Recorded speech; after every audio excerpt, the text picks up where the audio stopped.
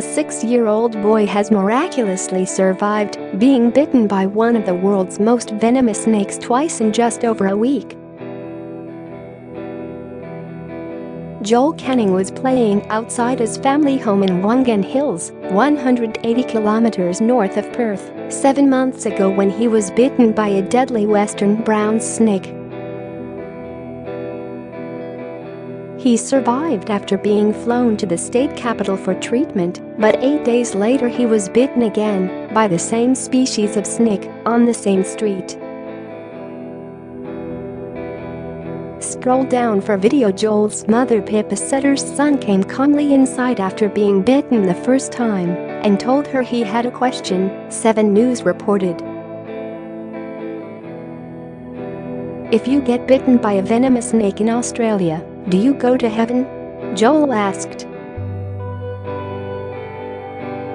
The quick-thinking 6-year-old knew not to panic and said he walked slowly so as not to move the venom through his bloodstream. Share this article. Share. Joel then collapsed and started convulsing before his parents rushed him to hospital. His eyes were rolling back. He was hissing, and I knew he wasn't getting enough oxygen, Pippa said. Then just over a week later Joel survived being bitten again, possibly thanks to still having anti-venom in his system from the first bite. "I thought I was going to survive again because I survived the first time, and I did," Joel said.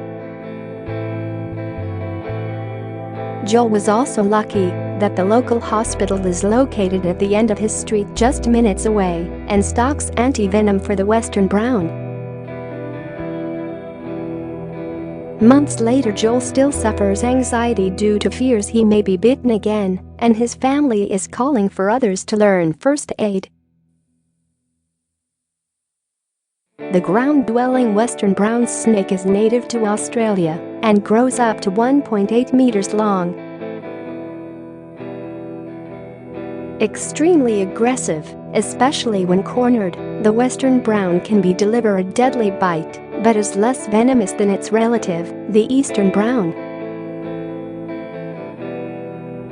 What to do if you are bitten by a venomous snake? The Australian Resuscitation Council recommends the pressure immobilization technique. Apply a broad pressure bandage firmly and tightly to reduce blood flow and delay venom spread. Apply a further bandage starting at the fingers and toes and covering as much of the limb as possible. Splint the limb including joints on either side of the bite to restrict limb movement. Keep the bite victim and the limb completely at rest. Bring transport to the victim. If possible, transport the victim to medical care, preferably by ambulance if alone. The victim should apply the pressure immobilization bandage as completely as possible over the bite site and affected limb and keep immobile until assistance arrives. Do not wash the area of the bite or try to suck out the venom. It is extremely important to retain traces of venom for use with venom identification kits.